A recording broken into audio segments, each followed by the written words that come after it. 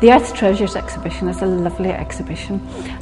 It's in low light, it's very carefully lit, so when you walk in, what you see in front of you is just this lovely array of beautiful glittering coloured crystals and minerals. It's hard to believe that about 90% of the Earth is made just from 4 elements, and that's iron, magnesium, oxygen and silicon.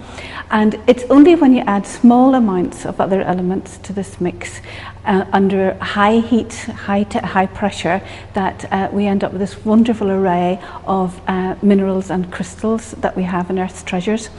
But also the meteorites are also formed from an element that's very common on Earth, and they're principally iron.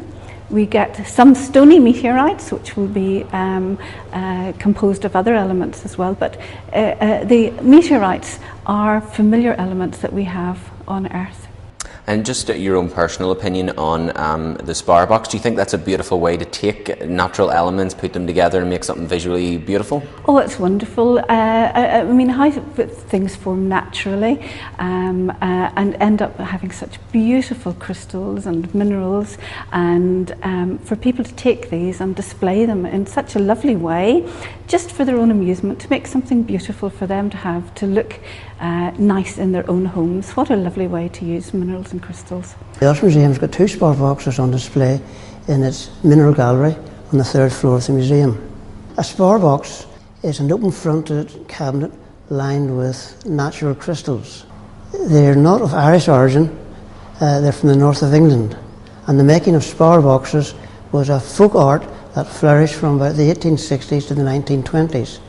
They were made by the miners of the area who went down the mines to get barite, fluorite, copper, minerals, steel even, iron, and they brought out beautiful crystals in their back pockets and made decorative spar boxes. In those days, in the long winter nights, it gave the miners something to do, lining sometimes elaborate cabinets with a great variety of minerals and in a great variety of arrangements and shapes. Because the north of England had a strong non-conformist tradition, a lot of Methodists, there were almost no spar boxes containing any religious images. Could you tell us about some of the minerals and crystals used in the construction of the spar box? The miners were mostly in limestone, so we get typical limestone minerals like fluorspar, calcite, but also crystals of quartz, and some very strange sounding minerals like campylite and minulite. These would be complicated ore minerals, but they're colourful and decorative.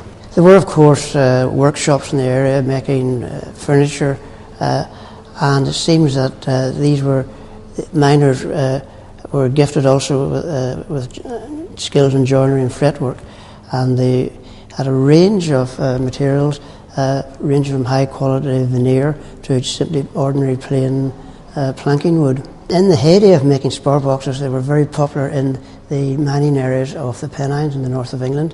There were annual shows as to who could make the best spar box, but they fell out of fashion about the 1910s, and the making of spar boxes has almost completely died out now.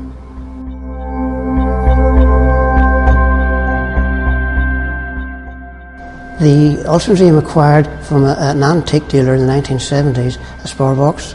He simply rang us up and were we interested, and of course we were. It hasn't been on show until the museum reopened in 2009. The other spar box was brought in as an inquiry by a lady from the Shankill Road area of Belfast, who said that this spar box had been in her family's possession for many years and they knew it as Granny's coal mine. It was in very poor condition, covered in soot, and the glass front at the front of it was broken. And she simply gave the spar box to the museum. Both the spar boxes have been restored for the display. You also have an extension of the exhibition at the moment entitled Elements, and could you tell us about that? Yes, our Elements exhibition is our latest science exhibition, We begin by looking at a periodic table, and in our periodic table we have an example of every element that we can possibly have in the museum, that's safe to have in the museum. There's no polonium, and also that lasts long enough to exist in the museum for long enough. Sometimes the half-life is just far too short for them to be shown in the museum. But it's, again, when you look at these 118 elements that we have represented in our periodic table, that is what everything is made from. It's what you're made from, it's what everything around you is made from, everything that you can see, some things that you can't see are all made just from these 118 elements. Diamonds, I'd have to say diamonds are my favourite crystal, yes. But do come along and see our elements exhibition, because when you see the vast array of things that we have in the museum that are made from different elements, you'll be able to choose a favourite as well.